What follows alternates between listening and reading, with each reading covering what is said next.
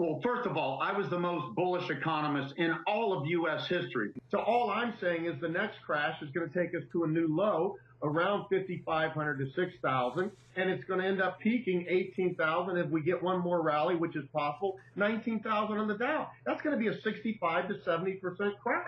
Why don't you just straighten this out? Where will we be, and I'll just give you a date, July the 1st, 2017. Where will we be?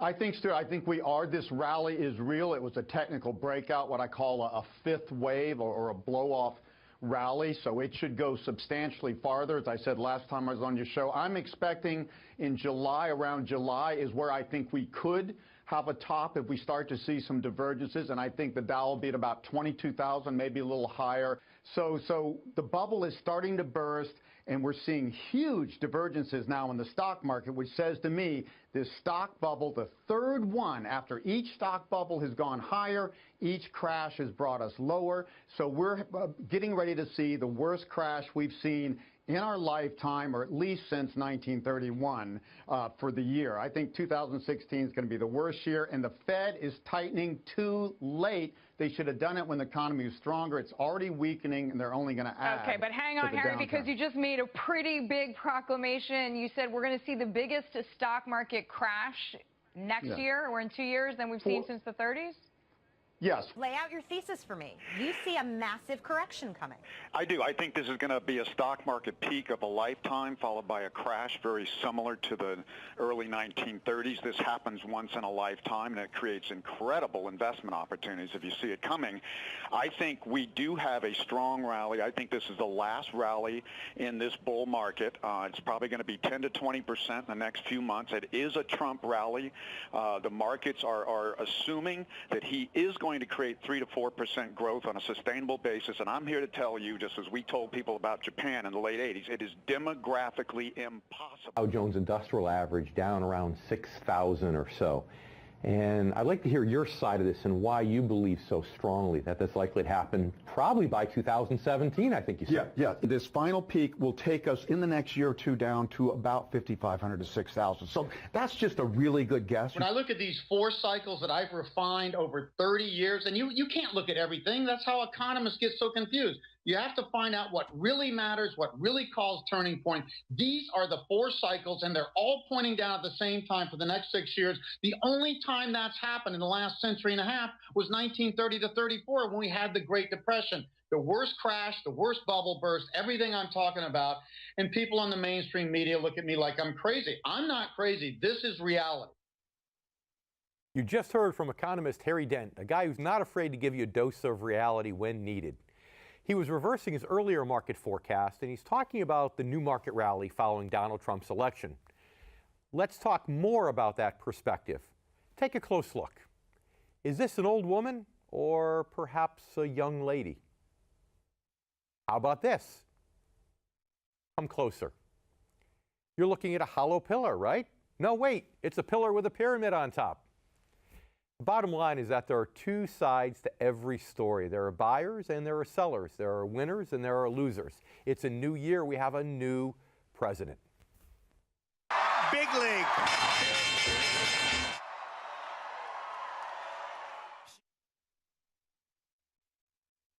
Can Donald Trump turn his post-election bump into a sustained rally? Or is he inheriting a bubble from President Obama that's about to blow up in his face? Well, it depends upon whom you ask. Get ready to separate reality from myth. If you're over age 50 and you're planning for retirement, you're a member of the income generation, you've come to the right place.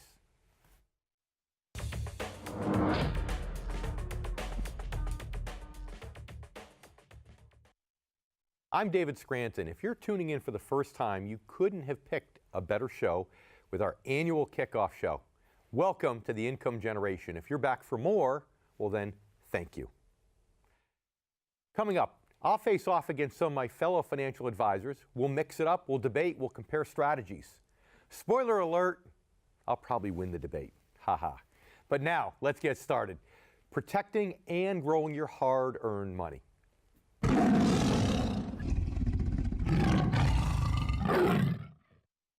Now, chances are you've heard other financial experts talking about the annual spirits and and the animal spirits driving the post-election market rally.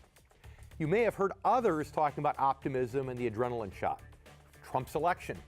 It seems to have given Wall Street this incredible boost. But it's important to understand what's dominated the news since November has mostly been just one widely held perspective of the post-election market rally. But it's not the only perspective. The reality is that just like those optical illusions we showed you just a moment ago, not everyone sees the movement of the markets the same way. If you haven't heard much about a key alternative perspective yet, just wait. Inauguration Day is now past. Donald Trump is officially the 45th Commander-in-Chief, and there's a good chance you're going to hear a lot about what comes after the honeymoon. I've already been exposed to it a lot, in fact, significantly as a financial advisor. I've talked before about investors jumping out of the stock market as if it were a burning building. Some of those people were my own clients. They see the so-called animal spirits driving the market rally very differently from the gung-ho Wall Street insiders.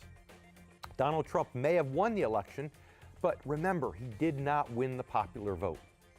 In fact, that's just one huge reason I believe you'll hear much more about a burning building investment perspective during Trump's first 100 days.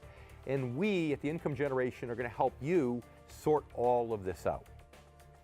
First, allow me to provide a history lesson. That's my personal contributing factor as to my own perspective on what's going on currently. In the days between the Ronald Reagan election, November of 1980, and his inauguration in January of 81, the stock market rose 8%. But by the end of Reagan's first year in office, the stock market had fallen more than 10%. Not 10% from the top part, 10% from the beginning before the election.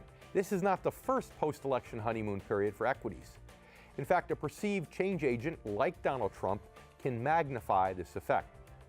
But if there's one thing we all know about honeymoons is that they all eventually end, and married life, also known as reality, takes over. We'll dive deeper into the numbers and show what we've learned about the markets over the last couple of months. But let's first get to our guest, because I don't want to keep him waiting any longer. Joining us now, we have Eddie Gabor. He's a financial advisor, managing partner at Key Advisors Group from Delaware. Eddie, thanks for joining us today. Thank you for having me on your show. You know, Eddie, I have to tell you, with most guests, you know, we mention the city and state that they come from. But if you noticed, when we talk about Delaware, I just talk about the state. I kind of avoid the city, if that makes any sense to you. Hey, Lewis, Delaware is a hidden gem. If you haven't been here, you're missing out. It's our best kept secret. Now, just so I can be clear here, is Delaware the smallest state, or is it the second smallest state in the union geographically? Second smallest. Second smallest. Oh, there you go. Okay. Well, then I apologize if I showed you any disrespect right there in the introduction. You know, apology accepted. So Eddie, before we get started, what's your take on the video clip that we just saw from investment genius Harry Dent? You know, to me, it's all over the place. You know, there's very extreme predictions, both up and down. And I've never been the type to make such a bold prediction, because I don't think when you have something that bold, most of the time, those things don't come to fruition. I just don't think these are realistic expectations he's setting both up and down in his bold predictions. So the reality is he made a couple of bold predictions, right? He made a bold prediction that the Dow would get as high as 21.5, or in one clip even 22,000. And of course, you know, Eddie's been a guest. Harry's been a guest twice on our show, actually. So I know him personally. And when he was a guest earlier, he was talking about the lower prediction, not the higher prediction. Now we heard the 21.5 and the 22,000, the higher predictions, but also he's still sticking to a subsequent prediction of 6,000 or so on the Dow. So which one do you think is more troublesome? Which one do you think is more unlikely, the high prediction or the low prediction? I think the low prediction is less likely to happen, because, I mean, doing quick math is that a 65% drop in the market he's predicting by summertime. I just don't see what systemic risk is out there that would cause a crash double of what we had back in 2008. So I'm more on the bullish case than Harry is, but I'm bullish in a way that I don't think anyone should be in all equities. And I think this recent run-up we've had since the election is going to run out of steam over the next 100 days, because a lot of these market increases have happened because of fiscal policy that investors believe are going to happen. But let's not forget, we're still dealing with Washington, D.C., and nothing's guaranteed to happen. So I think the market's got ahead of itself in the short term. I wouldn't be surprised to see a short-term market correction, but I find that more in the 5 to 10% range if I was to make a prediction. And I see that more as a buying opportunity versus, run away from the market. But I just don't see what systemic risk on the table would cause a 60 to 65% drop over the next 6 months. Well, and that was exactly what I was going to ask you. I was going to ask you the amount of the pullback. So you're thinking maybe only 5 or 10%, no more, is your best guess? That's correct.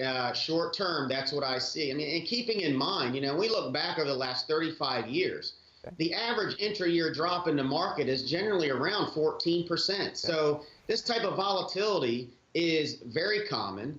Eddie, I apologize for interrupting you. If I get you to stand by for just a minute, we need to take a quick break. We have a lot more to discuss, so please stay with us. When we come back, we'll talk more with Eddie about the future of the economy under a Donald Trump administration. If you're not using someone who's well-trained in fixed income and you're born before 1966, it may just be time for you to break up with that advisor and move on. I would suggest someone who will care for you through these important years of your life. If you need help finding someone, call or write us. I'd also like to remind you of the special report entitled The Income Generation. This is available free to you, our loyal viewers, online. If you haven't downloaded your report, pick it up after the show.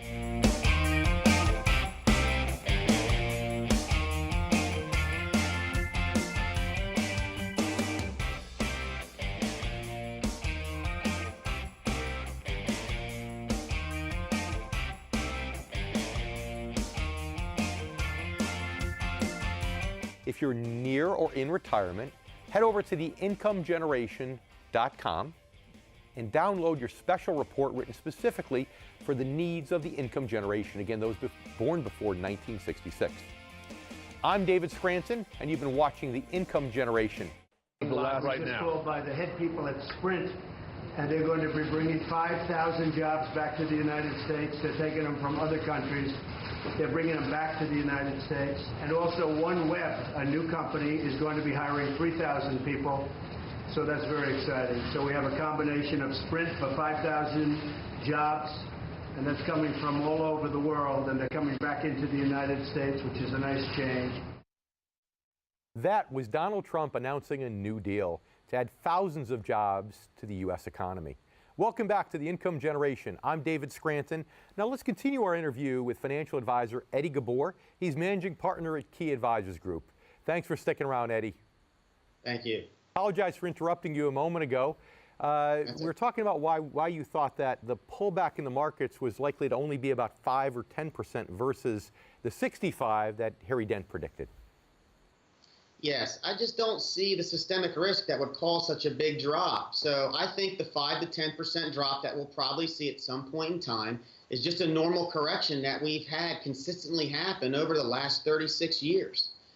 Looking back at market history, the average intra-year drop in the market in those 36 years is approximately 14%. So double-digit corrections within a calendar year is actually very normal. It just scares average investors, and unfortunately, most times they sell those instead of buying them like they should be. So his prediction, on the upside of 21,500 to 22,000 is really only a 7.5% or 10% growth rate, which sounds like from what you're saying is not out of the realm of possibility. It's not, but I don't think, based off what he's saying, I interpreted his as it being a straight from here, another 7 points. I think we're going to be having that correction before that time period because a lot of it is priced into the market from the election. And I think it's time for short-term breather from the market. So although 7% may be realistic return this year, I think the path getting there is going to be very choppy and there'll be bumps on the road before we get there. Now, Eddie, we've known each other for quite some time now. So I need to push back just a little bit on this because, as you know, my thoughts are much, much different about this. I believe that we must have a pullback in the stock market in the not too distant future of at least 30%. And whereas I'm not going to go out with crazy predictions that are going to say, yes, it's definitely going to be 60 or 70%, I believe strongly, according to history, it has to be at least 30% because A, every bear market we've ever had has lasted longer than the one we've been in now since the year 2000. B, because every bear market we've ever had has had 3 or more major drops within it. And so far, as you know, we've only had 2. And lastly, because we've never recovered from a bear market until price-to-earnings ratios get back into the single digits. So in the last minute we have available today on the show, tell us why you think this might be the first time in history that history doesn't repeat itself and that doesn't happen. Well, I think one thing that we're going to see that we haven't seen in years is the corporate tax reform and repatriation. That's trillions of dollars back here in the U.S. for stock buybacks and building our economy to get to a growth rate of 3 to 4%. I think if those two things happen, history will not repeat itself here over the next few years to have that 30% correction that you're predicting. Wow, so you think that some of the magic's going to continue, the momentum's going to continue. Well, I have to admit, I hope I'm wrong, and I hope you're right because it's good for our economy, it's good for the country. So, Eddie, we need to leave it there for now. Thank you very much for being with us. We appreciate your presence. And you know, the fact that you're up in the cold climates in Delaware and you're still smiling, God bless you. I love it. As we were telling you earlier, Donald Trump is by no means the only president of the United States to enjoy a post-election bump in the markets. President Ronald Reagan saw an 8-point bump, only to see it slide down by more than 10%. And again, not 10% from the 8-point bump, 10% from before the 8-point bump started. And this drop happened by the end of his first year in the White House. Here are some details on what we've seen since the presidential election of 2016. Donald Trump has seen the S&P 500 index climb by about 4%. The S&P was at 2085 just a few days before the election in November. By early January, it had climbed to 2276. Again, just about a 4% jump.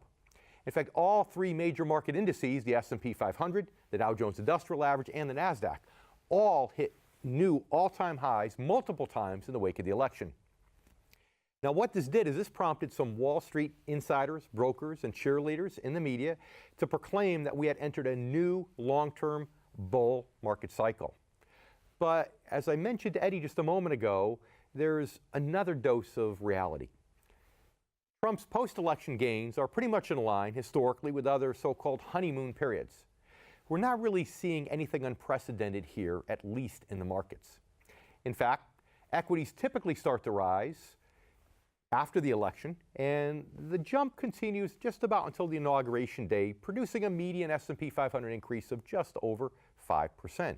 That's according to Renaissance Macro Research, a New York-based firm that studies market performance.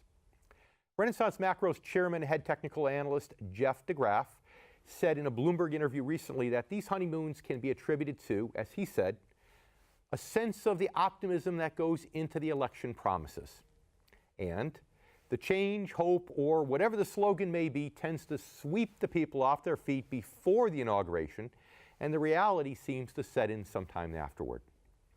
Historically, we've known that reality starts to set in when the S&P slides back to a net gain of only about 2% post-election day. And for the next 50 or so trading days, a trading range between 2 and 4% net gain since the election is typical. Where the markets go from there, of course, depends upon a variety of factors. As noted, they dropped by over 10% during Ronald Reagan's first full year in office, and that was after an initial 8% jump between his first election and the inauguration day. The S&P 500 dropped from 135.7 on December 1980 at the height of Reagan's honeymoon period to 122.5 exactly 1 year later. Now, by the end of Reagan's 2 terms, yes, equities had climbed more than 50% thanks to a number of factors. Members of the income generation can count on us to keep you apprised of what's impacting markets under President Trump. So stay with us. Read David J. Scranton's groundbreaking new book, Return on Principle, 7 Core Values to Help Protect Your Money in Good Times and Bad. Discover practical solutions to the financial challenges facing today's generation of retirees and near retirees. Learn the truth about Wall Street, the financial media, and the secrets they try to hide from everyday investors. This isn't just another book about investing. Working Americans who have lived through 2 major stock market crashes and the worst financial crisis since the Great Depression in the past 16 years don't need another book about investing. David Scranton's approach to financial planning is a holistic system designed for maximum protection, strategic growth, and reliable income regardless of market conditions. Stop planning for retirement with your fingers crossed. Read Return on Principle, 7 Core Values to Help Protect Your Money in Good Times and Bad. Available now. No one can promise 50% growth in equities, or anywhere for that matter, but wise planning and strategy can increase your odds of positive returns, even if the markets fall significantly. That's why we want to turn your attention now to what we consider the 7 core values necessary to help protect your money in good times and bad. Today we're going to cover core value number 1, overprotection. The older you are and the closer to retirement you get, the more important it becomes to avoid big losses. Please, please, please never forget that a 50% loss in the stock market requires a subsequent 100% gain just to recoup the loss and to break even. And how long might that take? Well, since the year 2000, historical averages say that it takes 6 to 7 years. And this doesn't take into account your potential losses due to inflation during that time, or what we call lost opportunity cost, meaning the gains that you might have made through other non-stock market-based investments. The question is, can you afford to be digging out of a hole for 7 years just to break even? Prioritize overprotection.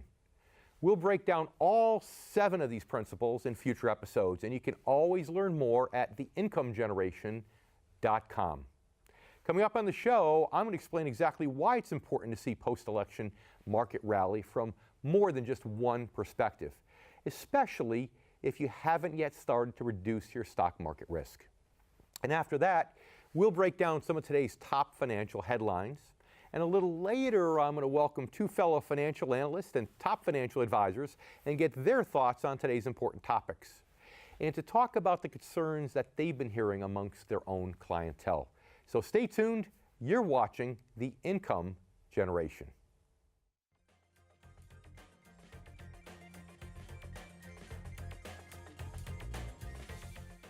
Read David J. Scranton's groundbreaking new book, Return on Principle, 7 Core Values to Help Protect Your Money in Good Times and Bad. Discover practical solutions to the financial challenges facing today's generation of retirees and near retirees. David Scranton's approach to financial planning is a holistic system designed for maximum protection, strategic growth, and reliable income regardless of market conditions. Available now.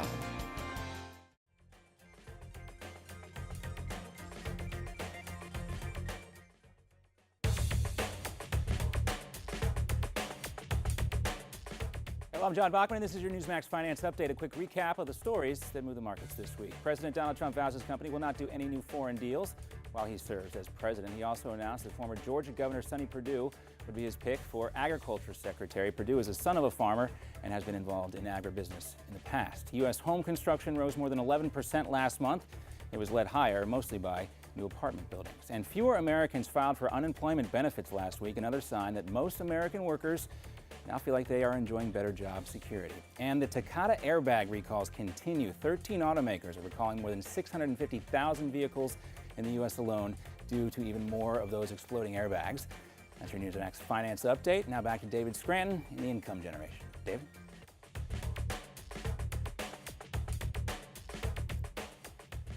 Thank you, John. If you've been too busy to read or watch financial news for hours on end, don't worry. Here's a condensed version of what you would have heard from the other guys.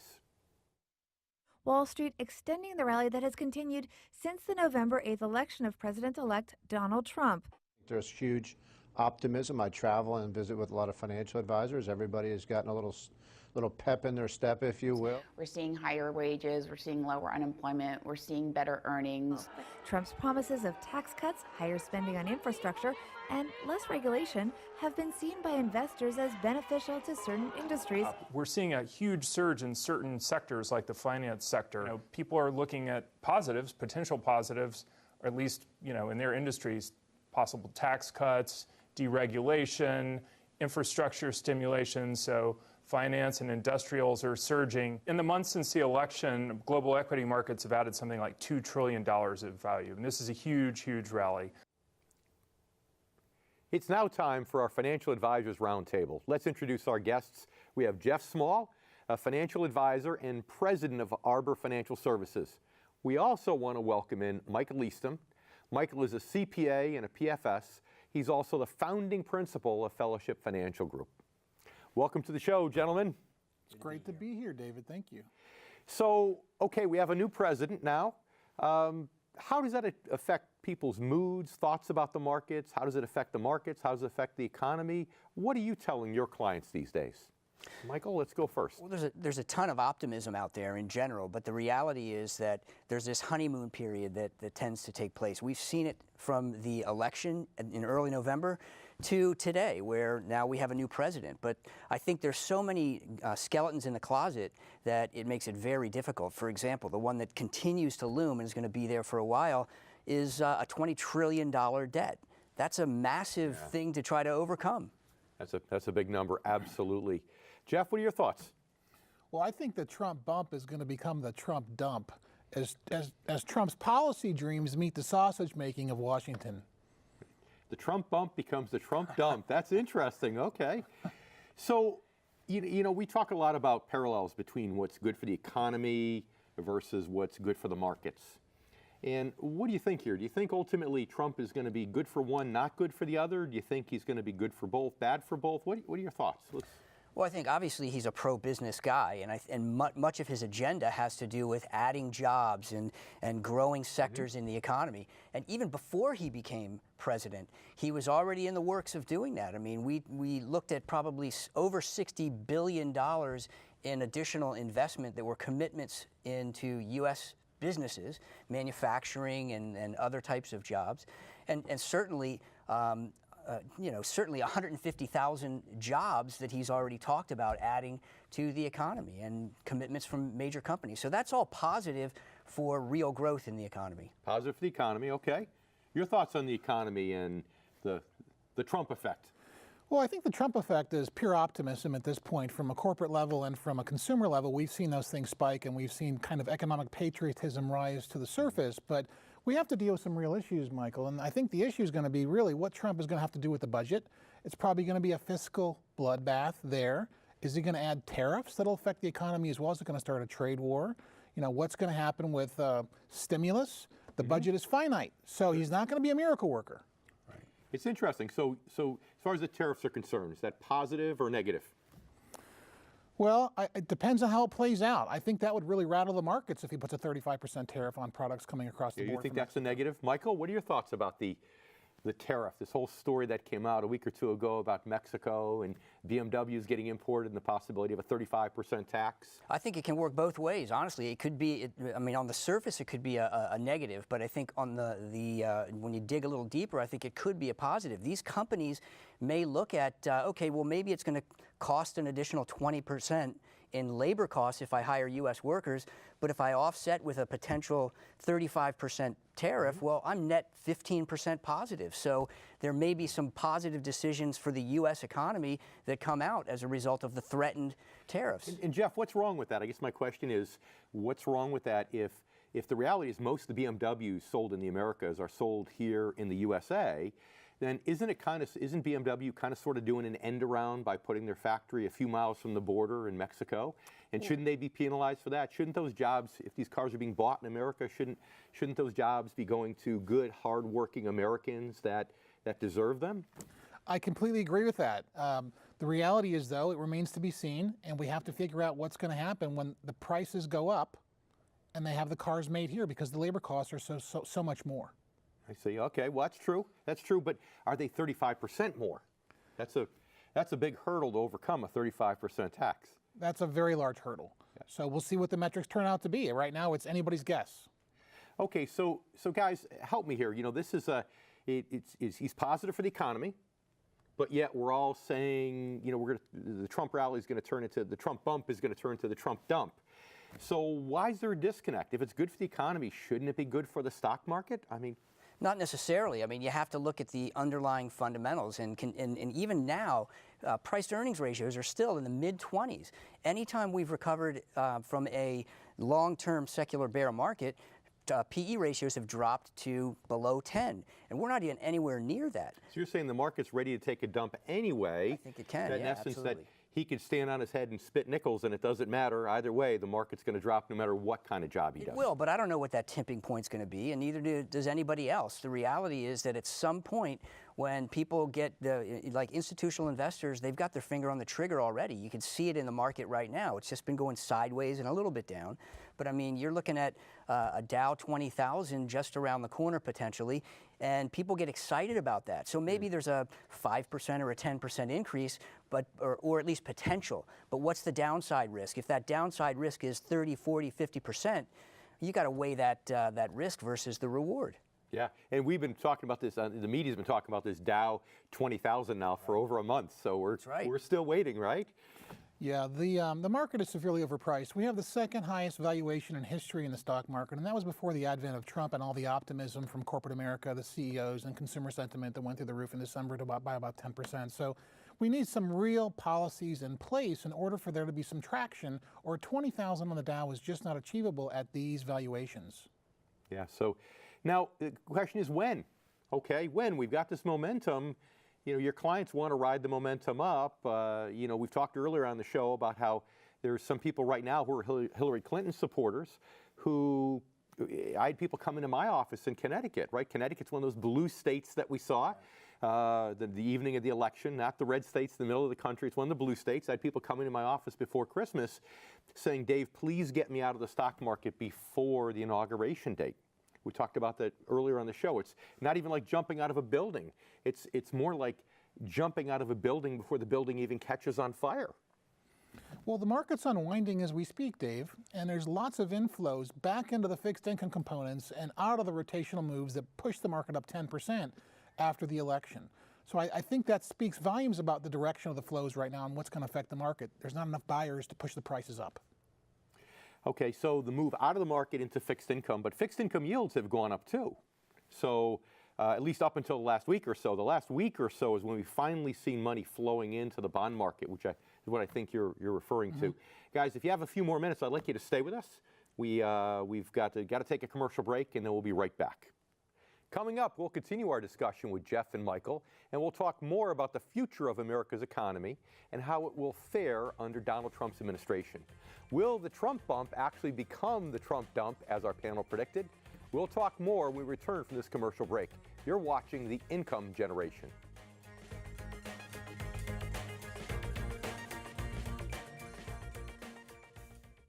If you're near or in retirement, head over to theincomegeneration.com and download your special report written specifically for the needs of the income generation. Again, those born before 1966.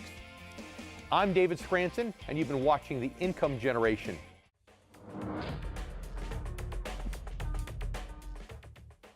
Regular viewers of The Income Generation know that we've always boasted a guest list that has included some of the top financial experts in the country. Men like Steve Forbes, Peter Morici, and today's returning special guest, Harry Dent. And that's going to continue. But as part of our new format, we'll also be welcoming other practicing financial advisors, as we're doing today, from around the country each week for panel discussions, role plays, and even a reoccurring game.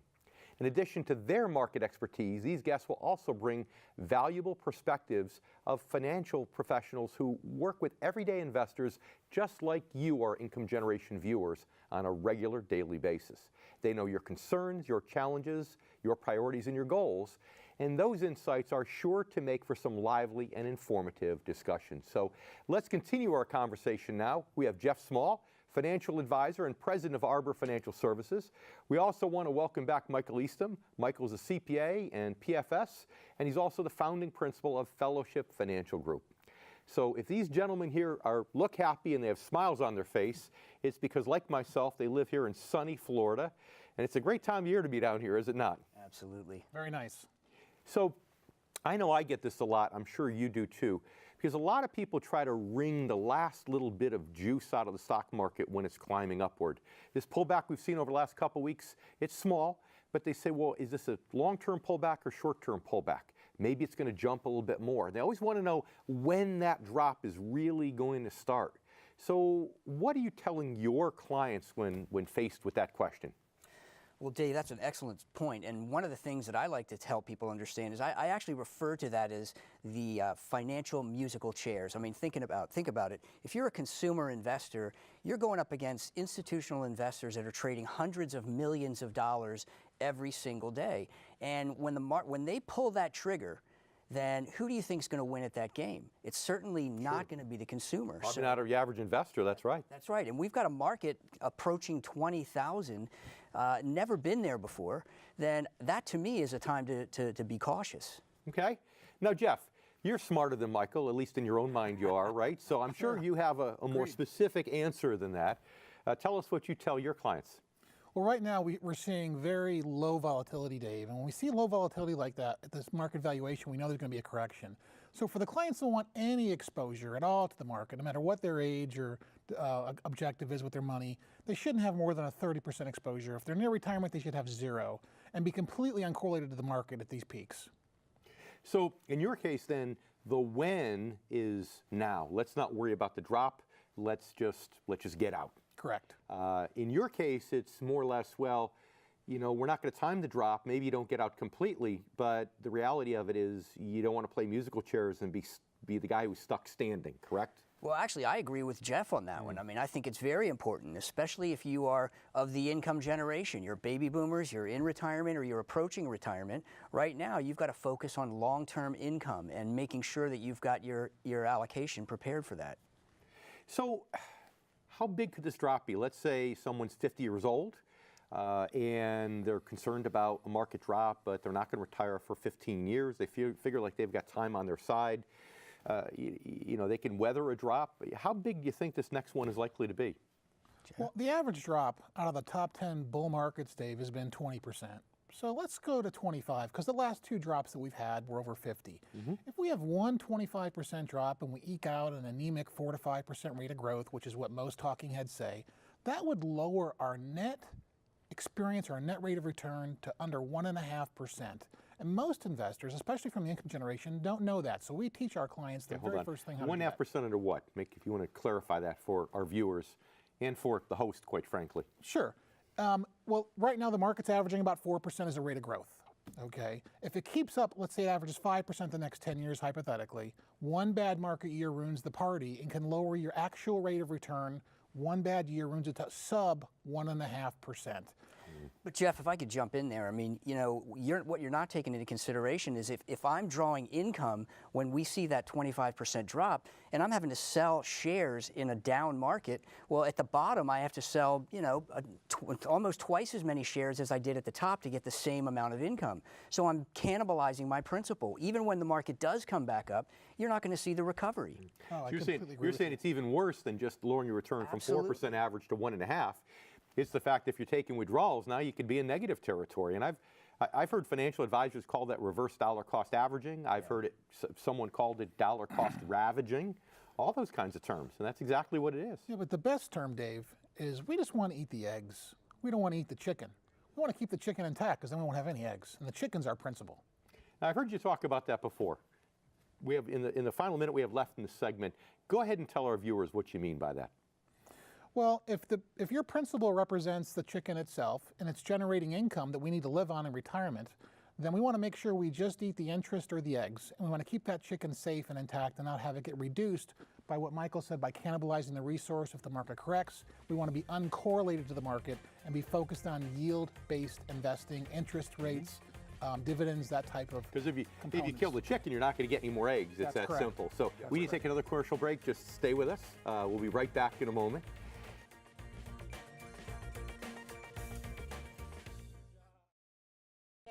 This is fun. This is great. 3, 2, 1. But I'd like to take a few seconds and tell you why I decided to write the book entitled Return on Principle. Basically, it all boils down to this. Let's face it, you deserve to live a happy retirement. It's as simple as that. But for many, the subject of money, finance, and math is complicated.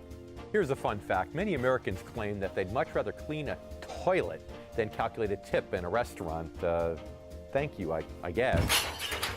But it doesn't have to be that complicated.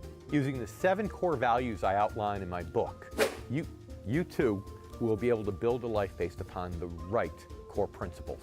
Cut. Return on Principle isn't just a book about financial investing, it's about investing in your life. I know for a fact that you're going to love it. Okay, now it's just getting a little weird here.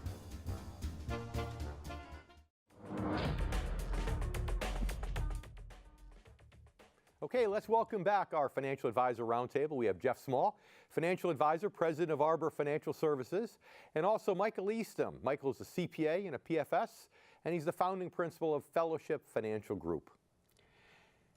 Gentlemen, I have to tell you, this doesn't make great television here because we're all agreeing we're so like-minded. Can we at least create an argument of some sort? Can you help me out with this? I want to have a little bit of a feud here and make it more fun. Well, I'll jump in there with that one. Jeff, I got to say something about that tie. You must have bought that tie because I know your wife has some pretty good taste. We know his wife didn't pick that one out, right? You're right. And you bought that jacket at the thrift shop. All right, so we knew we had to get some feud in here. We can't always agree on everything, and if it's Jeff's tie, well, then so be it. But in all seriousness, we have about a minute each, and what I'd like to do in that last minute each is have each of you tell our viewers what kinds of things you do recommend for your clients. If you both think the market's overvalued right now, you're worried about the Trump bump turning into the Trump dump, and thankfully you didn't register that, so I can actually get away with saying that. Michael, tell us what you tell your clients makes sense if you're part of the income generation. Yeah, absolutely, Dave. I mean, one of the things that we tell people is it is to trust your gut a little bit more. People are so exposed to the general Wall Street talk and the banter that you've got to be in the market for the long term, never defining what that really is. What we try to help people understand is, you know, your gut instinct, in other words, trying to be more conservative with your investments, utilizing what I refer to as a universe of income generating options, things that pay interest, dividends, individual bonds, preferred stocks, things of that nature that can give you a consistent income and, you know, generating the eggs like Jeff was talking about earlier in the broadcast. So it sounds like you're saying just use common sense. Common sense. Use common sense. Don't throw that away. Don't be the person who says, well, you know, he's the doctor, so he must know best. You use common sense. Don't be afraid to ask questions. Perfect. Jeff? Well, you know, Dave, for our clients, we teach them really that the market gives the test first and the lesson afterwards, and sometimes it can be very cruel. And so at these market peaks, we really want to be uncorrelated to the stock market, meaning if the market goes up, we don't really want to participate in that. The market drops, we don't want to lose that either. We want to be uncorrelated and yield-centric or yield-focused, very similar to what Michael has said. And I guess that's good advice, even if you're younger than the income generation members overall, right? Be in things that have things that are not correlated to the stock market, so one zigs, the other zags. That makes sense. I think it does because over the long term, those investments should outperform the market, and historically over the last 16 years, the uncorrelated components have. Wow, I love it. Gentlemen, stick around for a minute, please. All right. When we return, we will continue our conversation with our Advisors Roundtable. We'll even play a new reoccurring game. That's all coming up next after the break. I'm David Scranton, and you're watching The Income Generation.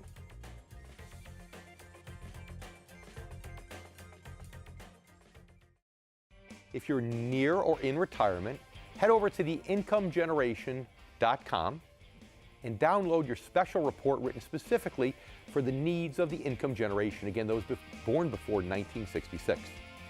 I'm David Scranton, and you've been watching The Income Generation.